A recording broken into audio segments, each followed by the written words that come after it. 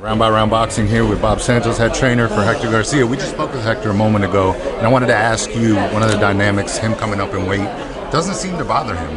The power is what I'm interested in, because a lot of people are asking him. Obviously, he's a big puncher at 130. We saw it in the last two fights against Gutierrez and Colbert. What do you think? You mentioned on the podium he's been in with guys like Adamus.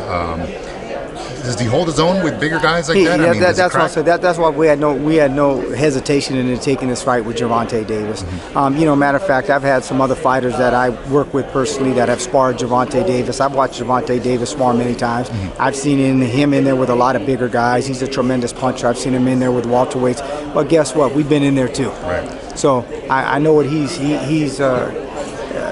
capable of. And so that being said, that we had no hesitation in taking this fight.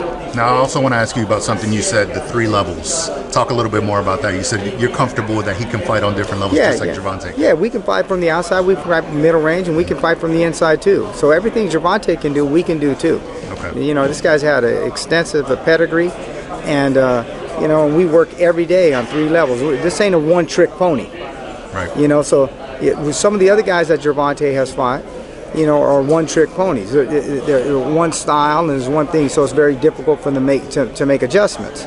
But this guy here can make a lot of adjustments. He ain't a one-trick pony, and people are going to see that January 7th. Now, we saw a lot from him in the Colbert fight, even though it was on short notice. It's full camp here.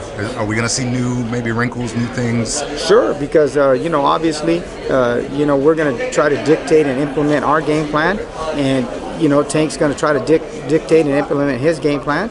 And we'll see who's successful at that, and at that point then we'll start to make the adjustments and see where we need to go and guide the horse through the fight. All right. And then lastly, I asked him as well about this. If he wins, we're talking about not only the history of Dominican boxing, but maybe just sports for a nation that's known for baseball, historically. I mean, but he could be now in that conversation.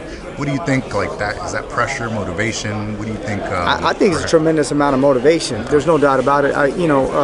My mother's from Puerto Rican descent, so what Trinidad did for the island of Puerto Rico, what Manny Pacquiao did for the Philippines is what he, in a win with this, would do for the Dominican Republic. So, and I think it's added motivation for him, not pressure.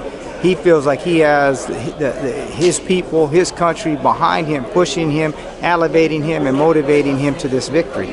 Nice. All right. Well, we look forward to it. Best of luck. Thank you, sir. Thank you.